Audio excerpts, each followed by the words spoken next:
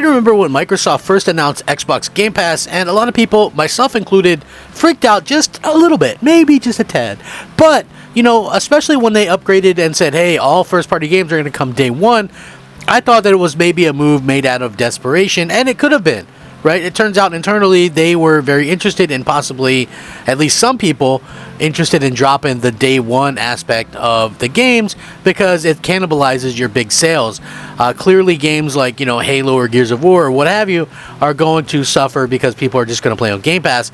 But when you're trying to build up, you take those losses usually immediately before things can kind of turn around. And that's exactly sort of the problem that they face. Now, since that point, it's gone on to be very successful. Sony's admitted that they can't touch Game Pass.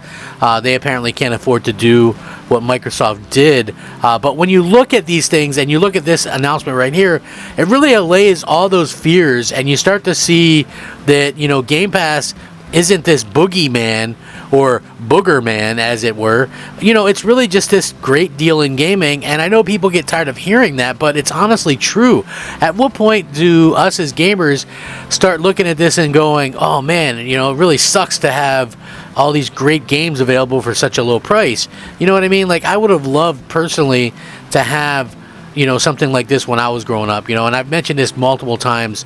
As a kid, our parents rented us a game a couple times a month, and, going to Blockbuster or whatever, it really, that cost more than this, right? So people don't really realize that. That's the funny thing to me anyway, is that, to rent 2 games a month costs more than the, $16 or whatever it is, for Game Pass that it actually is right now. So yeah, like, that's crazy to think that even back then, we're talking, 25 years ago, and games were expensive to do that, so yeah, I look at this and I go, Microsoft is really doing what they can, but there's always going to be people that are going to hate on that. But now we got a little bit of information that could really put things into a much clearer perspective to exactly how good Game Pass is doing, because people want to look at it and people want to compare, this company, this platform lost this amount of subscribers to their thing, and they'll try to use that as a way to compare to Game Pass, right? Which I always thought was silly, because I do get that it's like the quote-unquote Netflix of gaming, but it's also one of those things where I look at it and I go, well, it's totally different, because just like we don't mind streaming our movies or shows through a Netflix, we, for the most part, don't want to play our games that way, right? And that's proven 100% true, as far as I can tell. Anyway, according to this, Game Pass, it looks like might have more subscribers than Apple TV and Peacock. This comes by way of Forbes from Paul Tassi. A common refrain when Xbox Game Pass first began was that it was trying to be the first real Netflix of video games, a one-stop shop for a huge library of titles. And when new big games debuted, they'd be offered for free on the service, rather than sold separately, exactly like the Netflix model, in fact. The last time we had subscriber numbers revealed from Microsoft, it was in January of 2022, and it was at 25 million. Now, between now and then, you'd imagine we'd be at least approaching 30 million, or even past it, even if Microsoft hadn't announced the mark. While that is barely 10% of Netflix's 238 million subscribers, Xbox Game Pass is starting to surpass some of the lower-tier streaming services. It appears Game Pass might have more subscribers than both Apple TV and NBC's Peacock. The second quarter of 2023 revealed that Peacock had 24 million paid subscribers. Apple TV is a little more tricky, as they don't reveal specific subscriber numbers.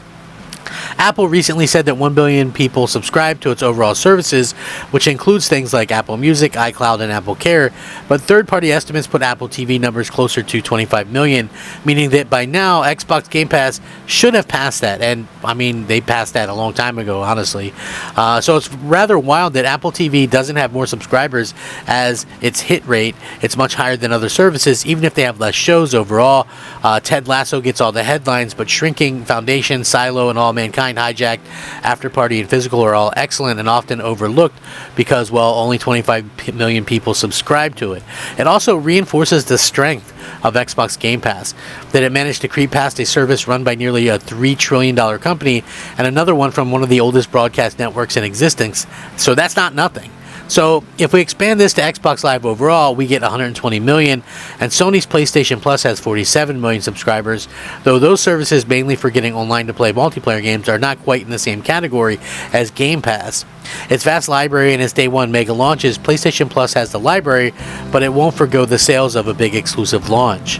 Now, that's something that I've kind of talked about numerously as well. The main worrying thing, according to this, about Game Pass is how little Microsoft has talked about its subscriber count over the last year. Subscriptions exploded during the pandemic, but Microsoft's silence indicates that they might have slowed significantly, but that's the bad news. And the good news is that Microsoft is about to head into a period with a bunch of very high-profile exclusive releases on Game Pass, starting with Starfield, and they could end up with Call of Duty as a Game Pass draw in a couple of years after the deal finalizes and the current Sony deals expires. So people that were very much doom and gloom on Game Pass, stick that in your pipe and smoke it, I guess. You know, it's one of those things that I've been saying for a while. It's like people were looking at this and kind of just assuming that Xbox was doing like terrible or something, you know.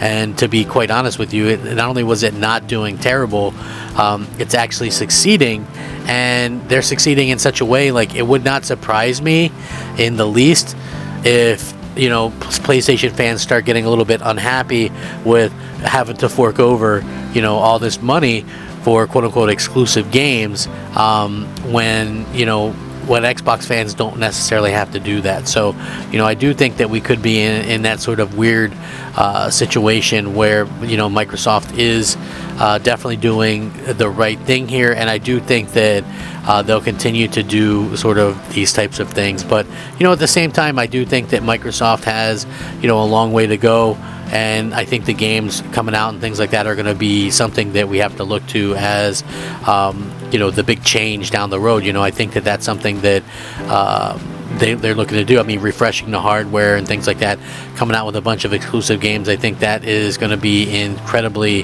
helpful going forward. So, you know, we'll see. I think that this is really cool to see what happens in the future. And, you know, again, as a fan of Xbox in general, I think that it's nice to see that, you know, everybody is kind of backing Microsoft here. You know, it's nice to see that there's not these, you know, it's not everything doom and gloom for Xbox. Like that to me, it sort of gets old, you know. And, you know, and to see that Microsoft is out there sort of making sure that, you know, people have like great content, which it looks like they're going to be able to do.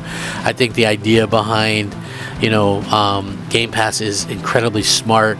Is it going to be, you know, something that's going to draw more people to it than PlayStation? I don't know. That's not really for me to say, but we could see some major gains thanks to stuff like Starfield and, of course, like Call of Duty and things like that. So with that being said, please let me know what you guys think. I'm Crap Gamer. This has been Crap Gamer Reviews. Rack 'em up. Crap Gamer out.